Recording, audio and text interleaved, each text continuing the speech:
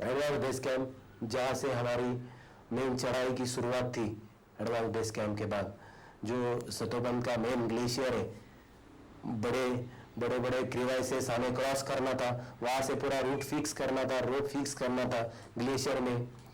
और ग्लेशियर में ज़्यादा दिक्कत होती है क्रिवाइस क्रॉस करना, इसके लिए हमारे हाथ में जो एसएक्स रहती है, हमारी वो थर्ड लेग है, यानी हमारा तीसरा पैर है, कि हमारे हाथ में अगर एसएक्स नहीं हो तो हमें पैर नहीं है, ऐसा हमें लगता है। इसलिए हम जो रूट ओपन करना है बर्फ में, तो एसएक्स के साथ ही हम चल के रूट ओपन करते हैं।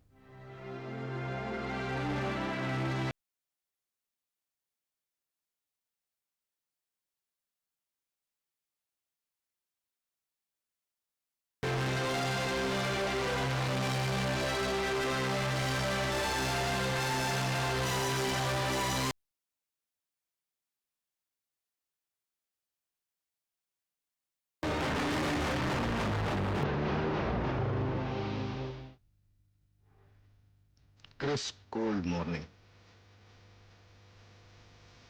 Wind was blowing up. Smoke plumes from the summit massif. In the early morning, our first route opening team started from the advanced base camp. Route to Camp 1 started off from very easy ground into the vast snow-covered ground. Initial going was easy. We crunched away in the crisp snow towards the base of the mountain. The ground looks safe, but it is dangerous. The slope leading onto the ground on left, rock pinnacle, and in the center is the snow pinnacle. One should not get fooled by the smooth surface of the ground. Hidden crevices can easily gulp an unsuspected climber. उस शाम को मेरा दोस्त ने बोला कि राजेश थोड़ा चाय के लिए पानी ले आओ, तो मैं पानी लेने के लिए चले गया। बर्फ में जो ग्लेशियर रहता है, ग्लेशियर यानी गंगोत्री ग्लेशियर जो है, वो जो एशिया है उसका 2 नंबर का ग्लेशियर है, और 1 नंबर जो सियाचिन ग्लेशियर है, जो अपना फौजी अभी लड़ रहे हैं उधर, पूरा वहाँ जो ग्लेशियर में दरार होती है, यानी क्रैक्स होते हैं बर्फ को, माइनस टेम्परेचर, बर्फ में -40 डिग्री, अपना ग्लेशियर जो है सियाचिन, वहाँ तो फौजी माइनस टेम्परेचर में 40 डिग्री टेम्परेचर, 45 डिग्री टेम्परेचर में काम करते हैं। वैसे जो दरार यहाँ पड़ती है बर्फ के लिए, मैंने वो सोच के चाय के लिए पानी लाने के लिए तो गया, लेकिन मेरे जो जूते थे वो इतने अच्छे नहीं थे जो बर्फ के जूते थे, मैंने तो दूसरे लोग जूते पहने थे। मैं पानी लाने के लिए थोड़ा दूर गया और मेरा पैर है जो वो दरार में नीचे चला गया। मुझे ऐसा लगा कि मुझे इतना मेरा पैर ठंडा हो गया कि मुझे पैर ही नहीं है। फिर भी मैंने पूरा 10 मिनट चल के चाय के लिए पानी लेके मेरे दोस्त को दे दिया, और बाद में मैं टेंट में जाके मेरा पैर गर्म करने लगा। Walking roped up was a must. Base of the mountain is seen in the background, with the flat platform above the crevices in the center. This is the site where a tragedy took place in 1986. 4 climbers died in this camp due to an avalanche. Approaching the base of the climb, leading to the traverse, the climb starts. The route goes straight to the prominent black rock in the center. The route after the rock turns sharply on the steep icy slope, traversing to the right. 2 climbers are seen. Though this part of the route was difficult, it was safe from avalanches. End of the traverse at last. Now we started on the steep snow slope. The angle varied between 60 to 65 degrees. Approaching the halfway mark between the rocky pinnacle and the snow pinnacle. The snow pinnacle is seen in the background on the left. Now we started the final slope. Climbing at this altitude takes your breath away. After every 10 steps, you have to stop for a breath. Looking down, the trail can be seen clearly across the ground. Approaching the top of the snow slope, summit massif is seen in the background. Icy blocks on the left are very frightening. Our route skirted gingerly to the right, approaching the cove between the snow pinnacle on the left and the ridge on the right. The crevasse with the tricky snow bridge was just ahead of the Camp 1. In the hard top of the snow blocks, Camp 1 was finally established at the height of 19,200 feet on 16th June. It had taken 6 days to open the route and stock up the Camp 1. Looking at the ridge, it looks easy, but it's quite deceptive. The ridge rises 1,600 feet from the Camp 1 to a prominent humps. It was an exposed, razor-sharp edge, which was going to prove to be the crux of the climb.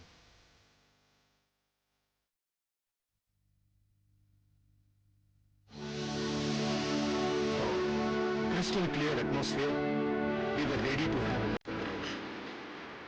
Yes, it looked really formidable.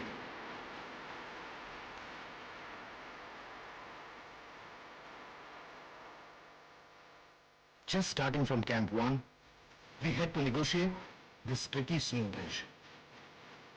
One can easily miss few heartbeats crossing this bridge every time. The gentle slope leading to the cove between the snow pinnacle and the ridge. Looking down the cove, crisp morning air and the crunching snow under our feet was really exhilarating. The first hump on the extreme right,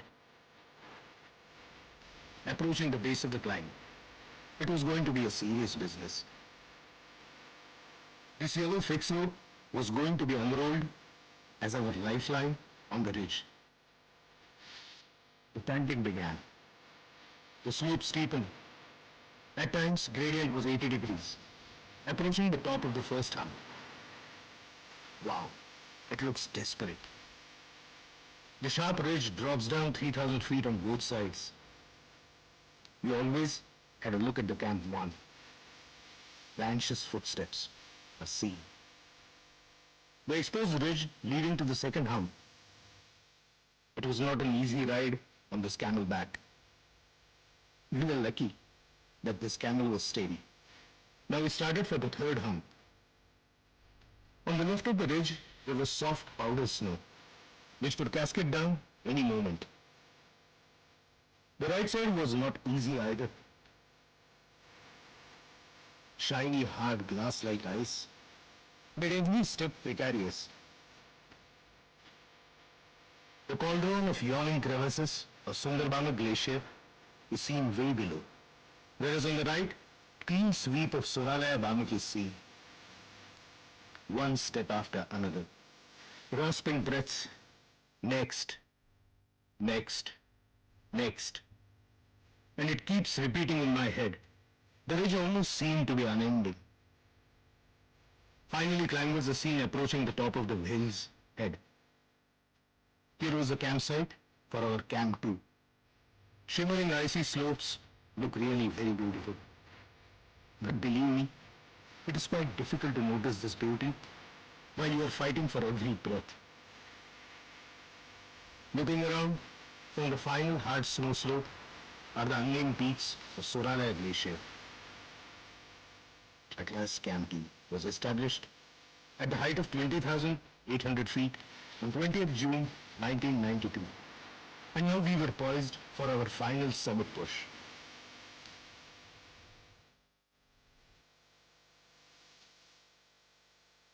The summit attempt begins. We were approaching the base of the rock band. Clouds started rolling in from the east. It did bother us, because our hopes were getting darker. Clouds were boiling up in the lower valley. We still kept pushing. But visibility was getting poorer. We could see nothing. It had started snowing. The weather was closing in very fast. A ferocious storm was brewing up and we were forced to turn back. All our camps were bathed with wind and snow. Things were quite gloomy. Chances of success seemed to be dwindling.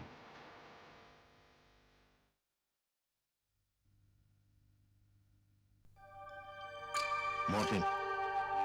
Smiles were on our faces, and it promised to be a superb, glorious day. Cascading sheets of ice were leading us to the top. Approaching the final cornice. Almost there. Come on. Come on. And suddenly, we were standing on the top. The top of Mount Satopanth. It was 10 o'clock in the morning.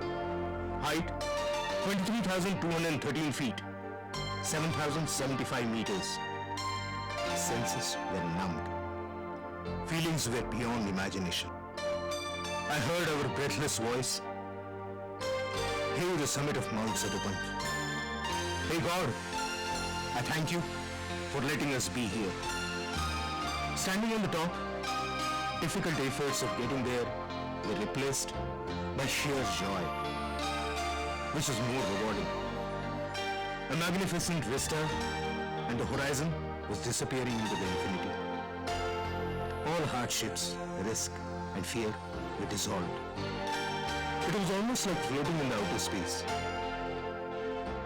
On 23rd and 24th June 1992, the rest of our team made 2 more successful attempts.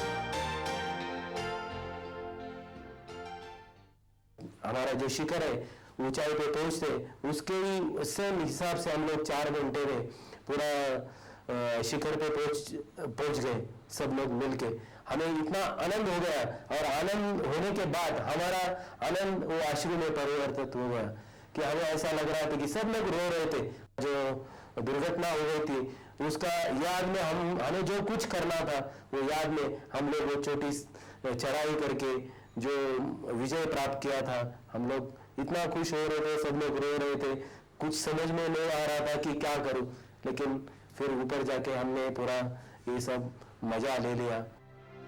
I started dreaming of shining snowy peaks,